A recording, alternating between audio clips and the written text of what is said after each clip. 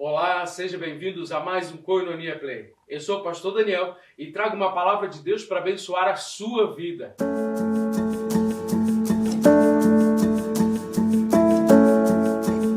Hoje vamos falar sobre onde está Deus. Onde está Deus no meio do sofrimento, da dor, no meio da tristeza, da angústia do ser humano. Onde está o Criador quando a sua criação geme e sofre? Para tentar responder a essa pergunta, eu te convido a me acompanhar numa leitura em Ezequiel. Ezequiel no capítulo 1, quando o profeta mostra o início da sua carreira profética, quando ele se apresenta, quando o Espírito Santo aparece para ele e ele estava em terra estrangeira. E diz assim, Ezequiel 1, do 3 ao 4. A palavra do Senhor veio expressamente a Ezequiel, filho de Buzi, sacerdote, na terra dos caldeus, junto ao rio Quebar. Ali, a mão do Senhor esteve sobre ele. Olhei, e eis que vi no norte, e vinha um vento tempestuoso, e uma grande nuvem, envolta em fogo, e rodeada de esplendor, e no meio disto havia uma coisa como metal brilhante, que saía do meio do fogo. Somente até aqui. O profeta Ezequiel estava entre aqueles que foram levados de Jerusalém cativos para a Caldeia pelos babilônios. E lá, neste rio Quedar, onde ele se encontrava numa terra estrangeira, ele tem uma experiência incrível, em que ele vê o trono do Deus Altíssimo. Ele vê os querubins, os seres viventes, ele vê a glória do Senhor e resplandecer da sua presença, e de repente ele se dá conta de que o trono de Deus está ali, no meio do seu povo, junto com eles no exílio. Veja que interessante, a palavra do Senhor que ele manda para o profeta Ezequiel, ela fala que a minha presença saiu do templo. A minha presença não está mais em Jerusalém, não está mais naquele templo, não está naqueles escombros, pois a presença do Deus Altíssimo se retirou dali e estava junto com os filhos de Jerusalém, estava juntos com o povo que estava no exílio. Veja que interessante. Eis aí uma dica. Onde está Deus no meio do sofrimento, no meio da dor daquele povo? Onde estava Deus? O seu trono estava ali no meio do seu povo. Deus estava tão próximo, se não mais próximo do que antes. Ele estava colocando o seu próprio trono, a sua presença no meio do seu povo. Como o salmista fala, que os filhos de Jerusalém, que se encontravam às margens dos rios da Babilônia, e eles choravam, ansiando pela terra prometida, da onde eles foram retirados, da onde eles perderam a posse, nos rios da Babilônia, onde eles olhavam e viam aquela água correr, mas não era para a sua liberdade, pois eles estavam aprisionados naquele lugar. No rio da Babilônia, que representava a sua prisão eterna, pois aquele rio que corria livre não era para a sua própria libertação. Eles estavam presos àquele lugar, àquela terra que não era deles e que nunca seria deles. Então, enquanto eles estavam sofrendo a angústia dos 70 anos que eles passaram, saiba, creia que verdadeiramente a presença de Deus estava ali no meio deles. Onde estava Deus quando por 400 anos o povo foi feito escravo no Egito? Onde estava Deus? Onde estava Deus quando por 400 anos o seu povo, que tinha a sua herança, estava sendo colocado para trabalhar forçosamente para construir aquilo que era o desejo de Faraó e do povo mais rico de sua época? Onde estava Deus quando Daniel ele orou ao Senhor, e por orar ao Senhor ele foi lançado na cova?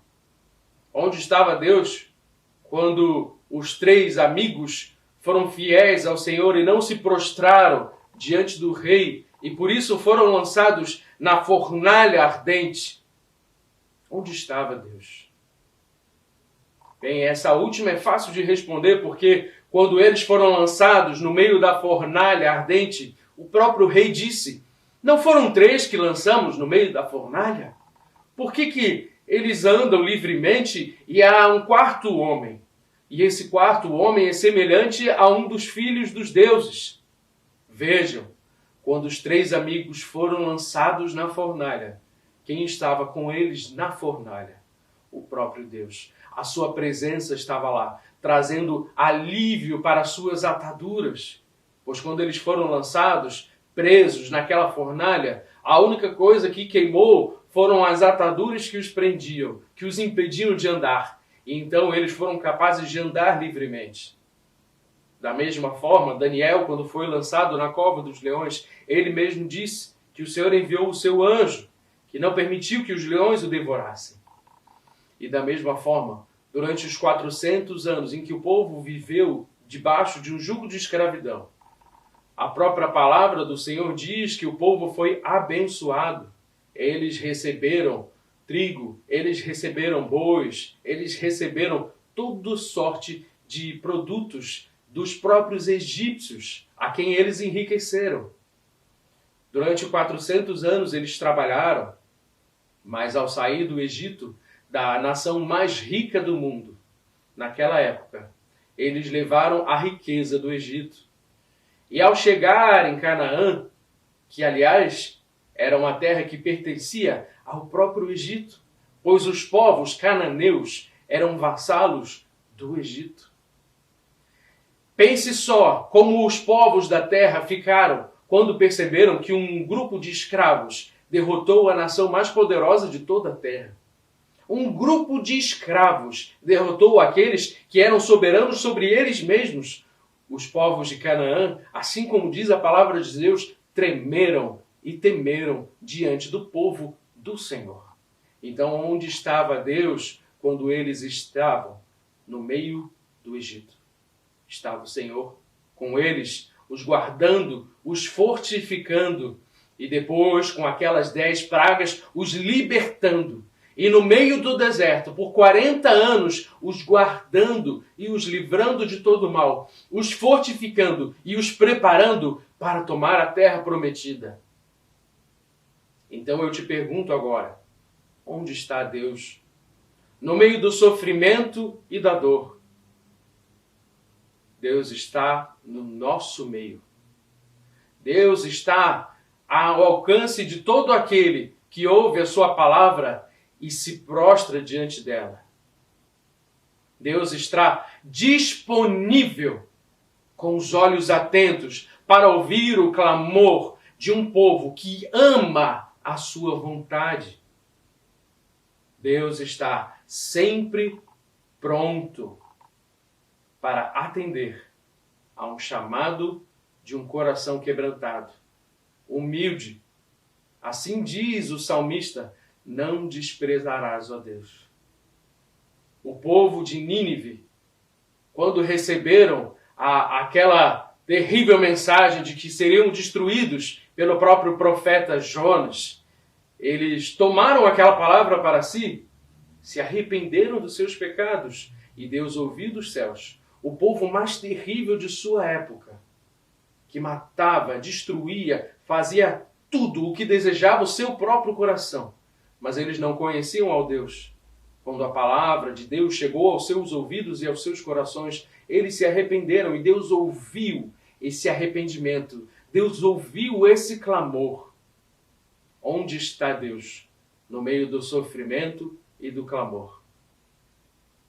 Veja, o próprio Jesus Cristo nos mostra onde está Deus no meio do sofrimento, da tristeza. Quando o seu amigo, como o próprio Jesus fala, morreu e estava morto já por 3 dias e foi sepultado, quando Jesus chega ao sepulcro de Lázaro e as suas 2 irmãs vêm ao encontro do Senhor. No início, Marta tenta fazer uma discussão teológica com o Senhor, Mas Maria, com seu coração, ele comove a Cristo. Então ele chora diante do túmulo do amigo.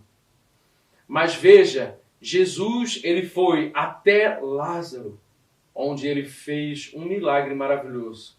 Mas veja que coisa incrível. Jesus, ele sim fez o milagre, mas ele convidou aqueles que estavam lá em volta para participarem desse milagre. Pois primeiro ele diz, retirem a pedra. Então alguns que estavam ali em volta retiraram a pedra do túmulo de Lázaro. Então, chamando Lázaro para fora, eis aí o milagre que nenhum ser humano é capaz de fazer por si mesmo. E então a sua voz clama e diz, Lázaro, vem para fora. E Lázaro aparece diante de todos com suas ataduras, totalmente enfaixado, com suas mãos e pés atados, que impediam ele de se mexer.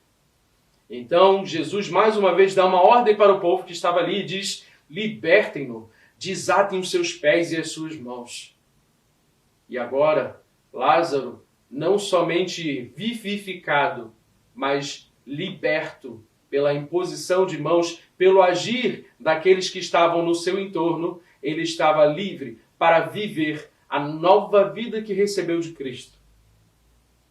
Então, onde está Deus no meio do sofrimento, da dor, do desespero? Ele está disponível para ouvir o clamor, o choro, mas ele também está nos conclamando para nós fazermos a nossa parte. A palavra de Deus nos diz, através de todos os profetas, que existe uma atitude que nós, que ouvimos a voz de Deus, devemos tomar. Desde o início de quando é dada a lei, nós vemos que Deus tem um cuidado especial pelos órfãos, pelas viúvas, pelos necessitados, por aqueles que não têm quem os cuide. A lei do Senhor, desde o início, mostra que ela estava pronta para cuidar.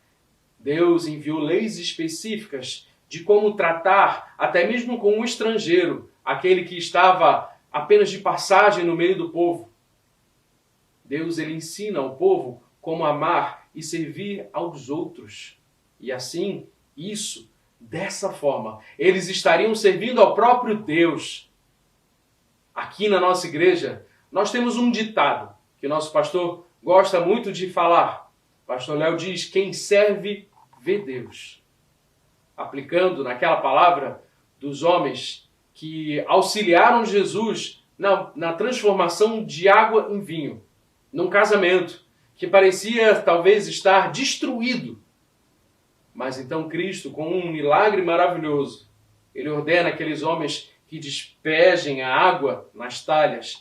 E quando aquela água é recolhida e apresentada ao mestre-sala, está transformada em vinho.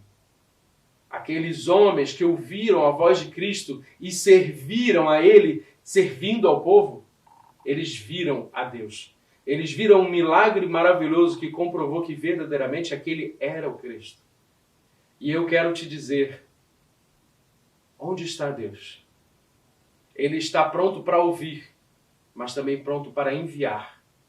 Enviar aqueles que estão prontos para ouvir a sua voz, para desatar as mãos daqueles que estão com suas mãos atadas, para desatar os pés daqueles que estão incapacitados de caminhar. Deus ele tem chamado pessoas de volta à vida, mas Ele nos tem chamado para fazer a sua vontade, até os confins da terra. Jesus disse, ide por todo mundo e pregai o evangelho a toda criatura. Todo aquele que crer será salvo. Então aquele que ouve a voz do Senhor e crê e vai de encontro a essa voz, será salvo. Porém nós, como igreja, estamos ouvindo essa voz também nos dizendo, prepare um caminho. Liberte as suas mãos para que eles possam agir. Libertem os seus pés para que eles possam caminhar com liberdade nessa nova vida que receberam. No clamor do povo, do sofrimento, nós temos sido e devemos ser a mão estendida de Deus. Nós temos sido e devemos ser o sorriso que traz alegria no meio da tristeza. Nós temos sido e devemos ser a graça derramada e amor de Deus sobre todos aqueles que necessitam. Então Deus te chama hoje. Se você ouve a voz do Senhor, seja você também a presença real e viva do Senhor diante do necessitado. Veja, eu creio, e assim nos demonstra a sua palavra, que Deus está disposto a alcançar todas as pessoas nos confins do mundo. Mas Ele tem nos chamado para participar dessa obra maravilhosa de restauração. Então, se você tem ouvidos para ouvir, ouça o que o Espírito diz à igreja. Jesus tem nos chamado para ir e fazer a sua vontade, libertando aqueles que estão aprisionados, libertando aqueles que estão famintos e necessitados, sendo luz na escuridão. Deixe-me orar por você. Obrigado, Deus, por esse dia de hoje, por essa palavra. Obrigado, Senhor, porque o Senhor é sempre fiel e vai muito além do que pedimos ou pensamos. Obrigado, Jesus, pois o Senhor nos capacita a fazermos a Tua vontade. O Senhor nos dá a força, a inteligência, a coragem e a intrepidez para cumprir a Sua vontade. Por isso eu te peço, Senhor, confirma a obra das nossas mãos. Segundo aquilo que o Senhor tem colocado em nossos corações, eu te peço, leva-nos para fazer a Sua vontade. Abençoa cada lar, cada vida que ouve essa palavra. Abençoa e enche-os com intrepidez para fazer a Tua vontade. Em nome de Jesus eu oro. Amém. Deus te abençoe, meu irmão. Em nome de Jesus.